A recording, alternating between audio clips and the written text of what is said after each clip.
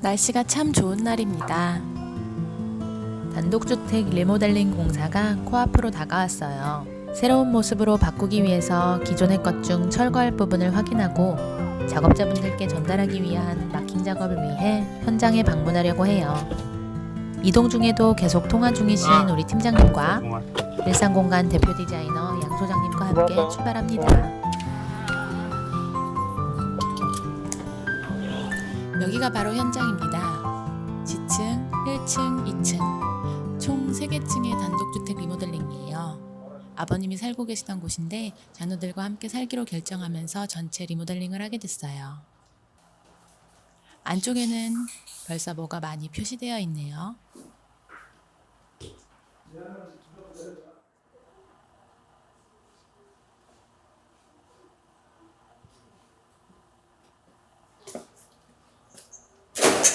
빨간색 마커가 조금은 무서운 분위기를 연출하지만 작업자분들과 소통하기 위해서는 제일 알아보기 쉽다고 하네요.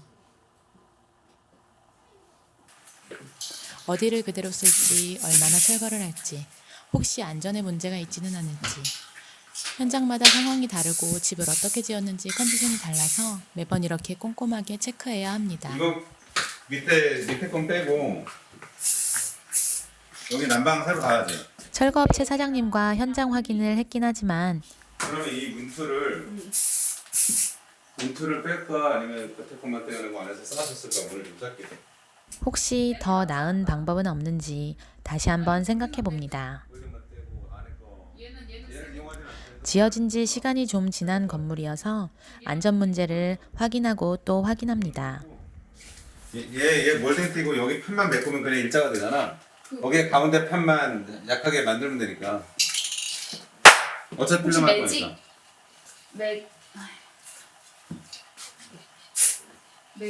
매직으로 해야겠다.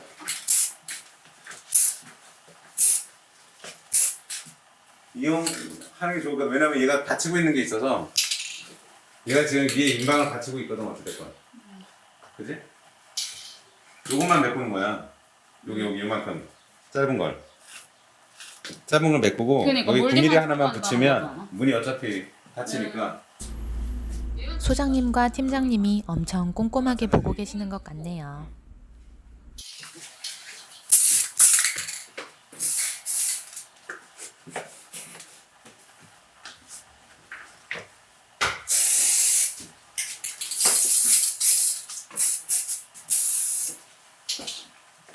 여기 1층은 2세대가 있었다는데 벽을 허물고 합쳐서 클라이언트 부부가 살 새 집으로 바뀔 거라네요. 그렇게도 구조가 나올 수 있나 봐요.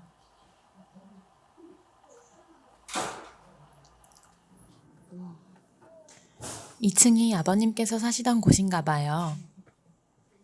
찍어야 되네.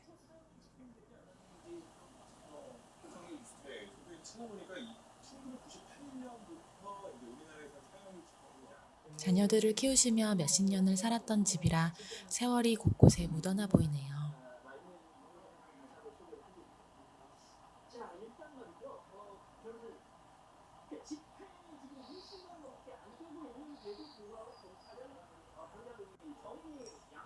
실내에 옥상으로 연결된 계단이 있어 화장실 모양이 특이하네요. 약간은 불편하셨을 것 같기도 하고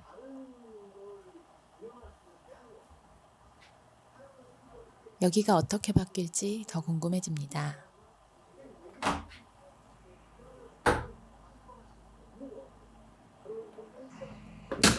세월과 함께한 이 집이 바뀐다고 하니 좋으시기도 하시면서 씁쓸하기도 하고 만감이 교차하시는 듯 보이시네요. 주택 리모델링이다 보니 외부 공사도 만만치 않을 것 같아요. 그리고 높이는 400. 높이는 400. 왔다 갔다 할 거야. 대략 한 1030, 뭐 1050대.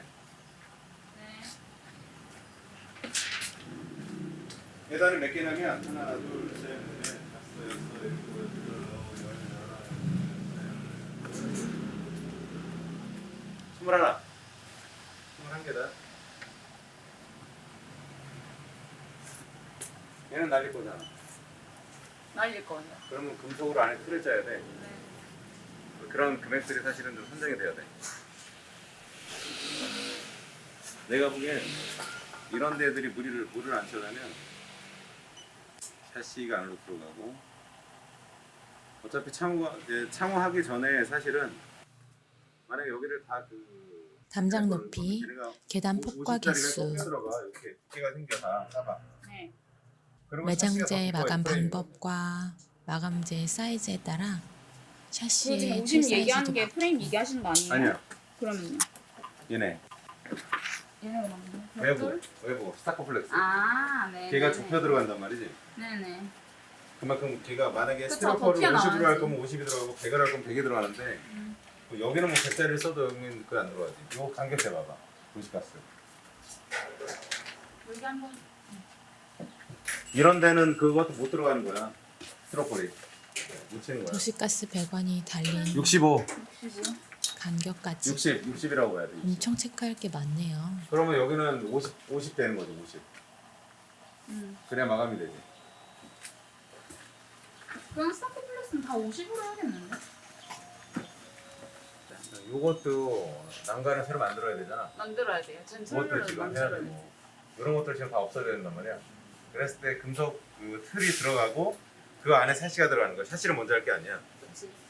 금속 틀을 먼저 해놓고 그 안에 샤시를 꺼내는 거지. 네. 금속 틀이 튀어 얘네들도. 그래야 사실 스타크프레스도 마감이 좀 떨어질 거야. 갈바를 다 집어넣어야 돼. 창고에. 찬물 작업이 먼저 들어와야 되네. 찬물이 어떤 없어서 재료를 얼마나 쓸지, 어떤 공정이 들어와야 하는지, 또 순서는 어떻게 해야 되는지 얘네들도 만약에 판단해야 할 쓰고 나면 것도 그렇게 정말 금속으로 많아요. 또 보강딱 돼서 조금이라도 튀어나오게 해서 정리해놓고 그 안에 샤시 넣고 해야 돼. 여기 밖으로 한 60이나 70 정도 빼놓으면 스타크플레스가 빡치게 할 수 있잖아. 오케이. 그지? 커팅을 50, 60 남기고 하던 말씀이신 거예요? 아니 커팅은 끝까지 해도 돼. 그러네. 그냥 금속으로 틀을 이렇게 잡아야 잡을 되는 때 거지. 50만큼 단순히 외장재를 붙이는 게 아니라 전후로 작업이 엄청 많네요. 여기도 아마 하게 되면 레드 파이널을 해야 될 거야. 거기에 또 목공사가 들어가지. 여기 루가 작업이. 그럼 아시바가 다 서 있어야 되는 거지. 여기.